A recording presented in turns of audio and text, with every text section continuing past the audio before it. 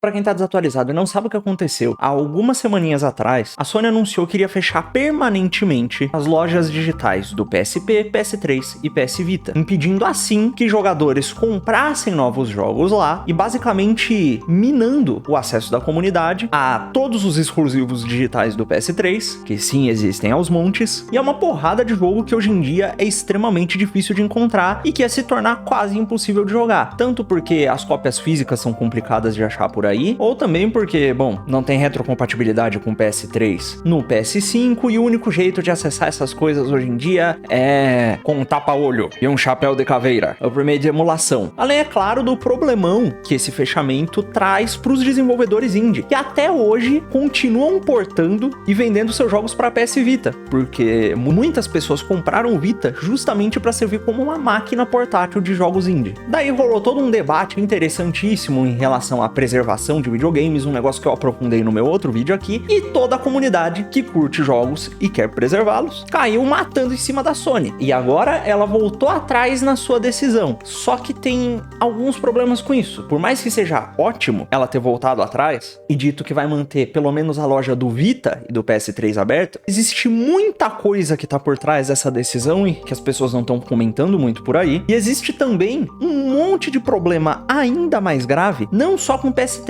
mas com o próprio PS4 e com o Play 5, que foi descoberto recentemente e que pode, assim, a longo prazo, fazer com que você não tenha acesso a boa parte dos jogos digitais e físicos que você comprou. E agora a gente vai analisar todos os pormenores por trás da decisão da Sony, o que aconteceu, esses problemas, como é que isso pode ou não ser resolvido e quais são as implicações práticas disso para o futuro dos joguinhos eletrônicos, mais especificamente no caso, para a preservação dos jogos de PlayStation. Mas antes, não se esqueça de deixar o seu like e se inscrever no canal caso você goste dos meus vídeos, entrar aqui no comentário fixado e entrar no nosso grupo de notificações e um grupo de promoções de videogame, o Game Save, pra você economizar nas suas comprinhas de jogos eletrônicos, consoles e acessórios. É claro de, por favor, considerar nos apoiar financeiramente no apoio coletivo, porque eu realmente preciso da sua ajuda para manter o canal de pé, beleza? Muito obrigado. Agora vamos pro vídeo. Começando pelas polêmicas nas quais a Sony se meteu logo depois desse anúncio do fechamento das lojas. Basicamente, alguns fãs e jogadores de PS4 vieram a público e descobriram que existe uma falha no firmware do PlayStation 4 que faz com que todos os seus jogos, daqui a uns 5 ou 10 anos, corram o risco de se tornarem completamente inacessíveis. Sim, até mesmo os jogos físicos. Que falha é essa, você me pergunta? Bom, basicamente existe dentro do Play 4 e de praticamente todos os computadores modernos, como esse aqui que está atrás de mim, uma pequena bateriazinha chamada bateria CMOS. É responsável por dar energia para o relógio interno do videogame, mesmo quando ele está desconectado da tomada. Isso é feito para que, caso você desconecte seu videogame da tomada, leve ele para um outro canto e ligue lá de novo, o relógio continue na hora certa, mesmo que você não tenha uma conexão com a internet. O que é feito basicamente para preservar a integridade do sistema de troféus, para que quando você desbloqueia lá um troféu, por exemplo, esteja sempre a data e a hora certa na qual você o desbloqueou. E acontece que esta bateriazinha tem uma vida útil que pode chegar até uns 5 ou 10 anos. Todo mundo aí já teve um relógio e sabe quanto tempo esse tipo de coisa dura. O problema aqui tá no fato de que, se essa bateriazinha que tem dentro do seu Play 4 acabar e você não tiver acesso direto aos servidores da PSN, sabe o que vai acontecer? Ao tentar executar algum joguinho digital que você tem no seu console, o console simplesmente não consegue validar que aquele jogo é um jogo original, te mostra um erro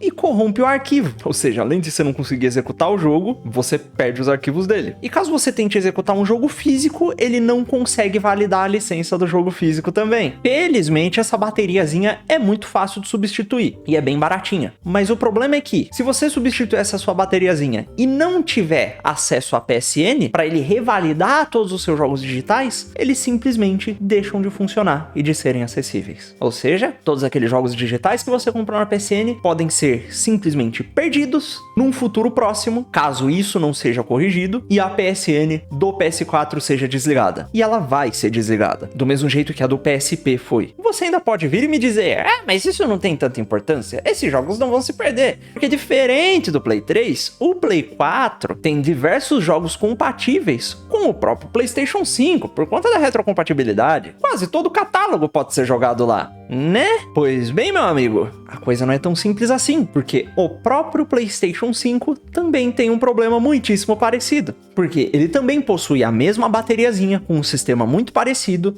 e caso a bateriazinha do seu Play 5 acabe daqui a 5, 10 anos, e a PSN não esteja de pé, ou pelo menos a versão da PSN do Play 5 não esteja de pé, todos os seus jogos digitais param de funcionar. Graças ao bom Deus, o problema do Play 5 é um pouco menos grave que o do Play 4, já que alguns jogos físicos nativos dele ainda funcionam quando você tenta rodar, enquanto alguns outros simplesmente não terminam de instalar e dão diversos problemas. E aparentemente, todos os jogos de Play 4 ainda continuam funcionando no Play 5 caso isso aconteça. Isso segundo os testes realizados pela equipe da Does It Play, que é uma galerinha, um grupo muito legal que você deveria seguir que cuida dessa coisa de preservação de videojogos. Mas ainda assim, toda essa situação da bateria, especialmente para os jogos nativos de Play 5, ainda não deixa de ser um problema. E o Play 4 ainda tá na mesma situação bosta que sempre esteve. Fora o fato de que o PlayStation 3 tem mais ou menos o mesmo problema que o PS4 em relação à sua bateriazinha. E vale lembrar que a comunidade toda descobriu e expôs isso aí na mesma semana em que a Sony tinha fechado as lojas do PS3, PSP e do Vita. Ou seja, na mesma semana eles fecham a loja de consoles antigos, o pessoal expõe um problema grave na preservação de jogos do Play 4, e alguém ainda descobre que o mesmo problema de forma um pouco mais atenuada acontece também no Play 5 que eles acabaram de lançar. E pra piorar, na mesma época, a Microsoft ainda veio a público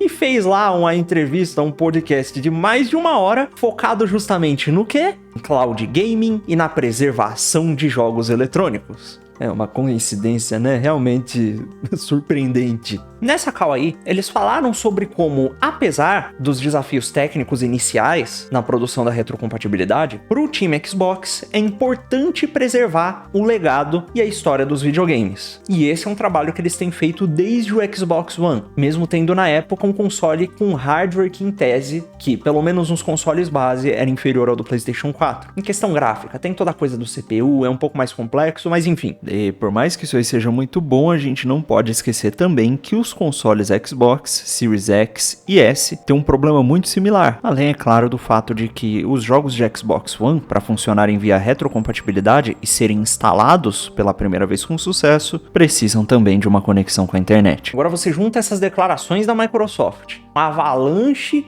de problema que a Sony teve naquela semana, mais o gostinho ruim que a comunidade tem com a falta de esforço da Sony, não só em manter o Play 3 vivo, como de, sei lá, desenvolver uma emulação e uma retrocompatibilidade pro Play 3 dentro do PS5, coisa que tá longe de ser impossível de fazer, já que existem fãs que fazem emuladores para PC, funcionam muito bem. Bom, juntando todas essas coisas, a imagem da marca ficou muito queimada. Fora todo aquele lance do PlayStation Now, que até tem alguns jogos de Play 3, mas que, bom, digamos que nem pra galera lá do hemisfério norte tá funcionando muito bem, é cheio de fila de espera. Enfim, junta todas essas coisas. E o cenário e a visão dos fãs em relação à marca, especialmente dentre aqueles que tratam os jogos da empresa como se fossem obras de arte, como algo a ser preservado, e a coisa não tava nada bonita pra Sony. Especialmente porque, para resolver de verdade esses problemas de software, você provavelmente precisaria recorrer a alguma espécie de desbloqueio, provavelmente ia precisar baixar até alguma ISO pirata em algum site suspeito nos cafundó do Judas da internet,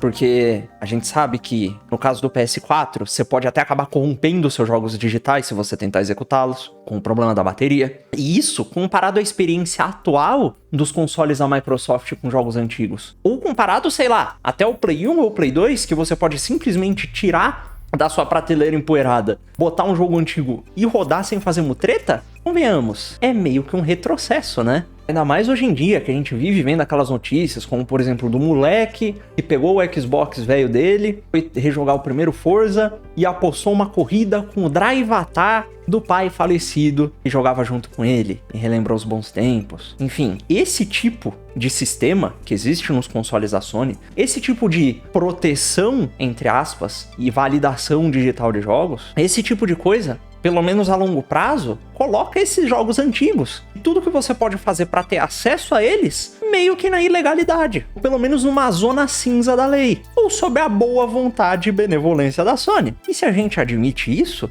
a gente admite esse tipo de prática, a gente faz com que o acesso a essas experiências, acesso a essas mídias mais antigas, esteja completamente sob o controle dessas empresas. A gente dá para elas o controle, a capacidade de decidir o que é que a gente vai poder consumir ou não, o que é que a gente pode experienciar ou não, no nosso próprio hardware que a gente mesmo comprou, mesmo que tenha sido alguns anos atrás, ao menos legalmente. E não é só a Sony, veja mesmo o que a Nintendo faz, perseguindo o pessoal da emulação e das ROMs, enquanto faz coisas ridículas como aquela coleção de jogos emulados a R$400 no Switch por tempo limitado. Enfim, mas leva isso às últimas consequências. A coisa pode ser ainda pior que isso. Imagina que a Sony não dê suporte a esses consoles antigos, que a coisa continue do jeito que tá, que esse PS4 que você tem aí, bonitão, na sua casa, pode virar simplesmente um peso de papel, se você não quiser fazer nenhuma gambiarra e nenhum desbloqueio ou coisa do tipo. E que a Sony, em contrapartida, continue lançando novos consoles, sem uma retrocompatibilidade muito boa, com inúmeros remakes e remasters dos seus jogos mais queridos. Você não só precisa continuar comprando de novo novas versões dos jogos que você já tinha para acessá-los, nesse caso, como em muitas vezes, no caso de remakes, o conteúdo e a história do jogo pode acabar sendo alterada. E a experiência que você teve no passado, ela pode se tornar completamente inacessível. Isso não é uma coisa tão incomum assim. Você vê o remake do Final Fantasy VII, por exemplo, ele tem uma história completamente diferente. Tem até o caso do remaster do Mass Effect, que se meteu numa polêmica idiota por conta da censura e remoção de algumas cenas. Enfim, se a gente continua deixando essas empresas controlarem esse tipo de coisa, e esse tipo de prática continuar enquanto as empresas perseguem os fãs que tentam preservar os jogos antigos, na prática a gente dá controle total a elas do que é que a gente pode ou não consumir, especialmente se a gente depende tanto dessas plataformas centralizadas. Existem casos interessantes que aconteceram em outras mídias e que podem servir pra gente refletir um pouco, como o caso do filme E o Vento Levou, que foi completamente banido das principais lojas online e até censurado por conter coisas politicamente incorretas para os padrões atuais. Bom, imagina se você compra um filme desse, um desses serviços digitais, de repente ele é banido, relança uma versão dele alterada e a loja só te dá acesso à versão alterada. Isso pode ser um problema. Isso causou muita revolta no pessoal na época. Agora, por que é que, diante de ameaça de coisa parecida acontecer com os nossos jogos, da gente ter o nosso acesso a eles bloqueado, a mesma coisa não acontece? Eu sei que jogos são muito diferentes de filmes e músicas, mas poxa, se a biblioteca de um console inteiro pode se tornar inacessível de uma hora para outra, isso deveria deixar a gente muito mais pistola do que a gente tá. Isso deveria causar muita mais revolta do que a gente já teve. Imagina, por exemplo, se de repente essas plataformas de música decidissem que vão banir álbuns inteiros de bandas inteiras, por qualquer motivo que seja. Filmes inteiros saiam do mapa. Ou como a própria Amazon faz, de proibir a venda de certos livros. Livros, filmes e jogos que, no fundo, além de serem sim entretenimento, fazem também parte do que forma nosso imaginário, fazem também parte das nossas memórias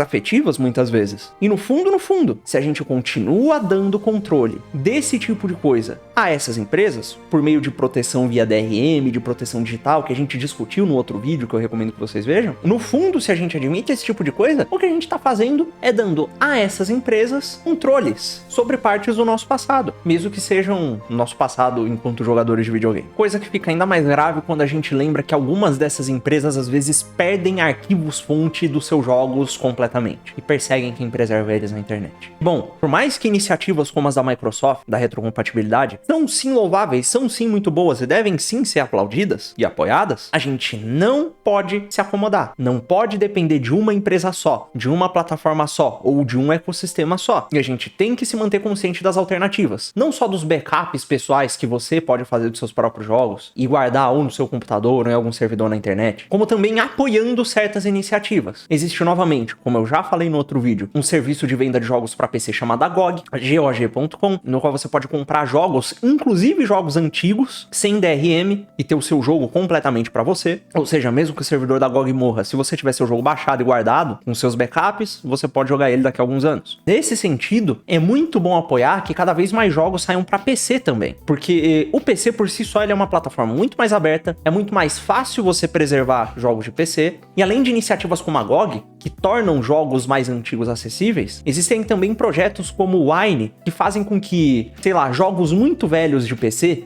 que para rodar você precisaria usar um emulador de DOS, enfim, faz com que esses jogos rodem muito de boa, quase como se fossem nativos no Linux. Tem iniciativas como Steam Play ou Proton, que a própria Valve está fazendo, para que você tenha mais liberdade e consiga jogar jogos que foram feitos exclusivos para Windows em outros sistemas como Linux. A gente tem que apoiar sim esses projetos de emulação, porque muitas vezes a única forma como a gente vai ter acesso a jogos mais obscuros, que venderam, sei lá, 2 ou 3 cópias daqui a um tempo, é por meio de emuladores. Às vezes jogos não tão obscuros, né? A gente leva em consideração que PS4 pode virar só um peso de papel. E a gente tem sempre que mostrar o quanto a gente desaprova políticas como essas da Sony, ou coisas idiotas como aquelas que a Nintendo fez com essa última coletânea do Mario. A porcaria da escassez artificial de um produto digital. Bom, a gente tem que lembrar também que, se a Sony cedeu ao menos uma vez a pressão que a gente fez, mesmo que para proteger a sua imagem, a gente tem que continuar pressionando em relação a esses outros problemas, para que esse tipo de coisa possa ser prevenida. E para você entender um pouco melhor por que eu tô falando sobre isso, eu recomendo muito que você veja meu vídeo anterior sobre isso, sobre o fechamento das lojas, no qual eu explico um pouco melhor essa coisa da DRM, eu explico um pouco melhor como é que isso pode ser um problema, como é que a gente pode prevenir, falo sobre a Nintendo e outras empresas que perderam, aparentemente, arquivos dos seus jogos, e esclareço isso um pouquinho melhor. Se você gostou desse vídeo, acha que ele é importante, por favor, compartilhe ele com seus amigos. Não esquece de deixar seu like e se inscrever, de entrar no nosso grupo de notificações do Telegram que tá aqui embaixo, e no Game Save, para você comprar seus jogos físicos que não podem ser confiscados ou deletados, com um descontinho também, beleza? Muito obrigado por assistir até aqui, muito obrigado pelo seu apoio, apoie financeiramente, por favor, no apoiocoletivo.com, e enfim, me sigam aí nas redes sociais e continue apoiando o canal, por favor, porque eu preciso da sua ajuda. Valeu?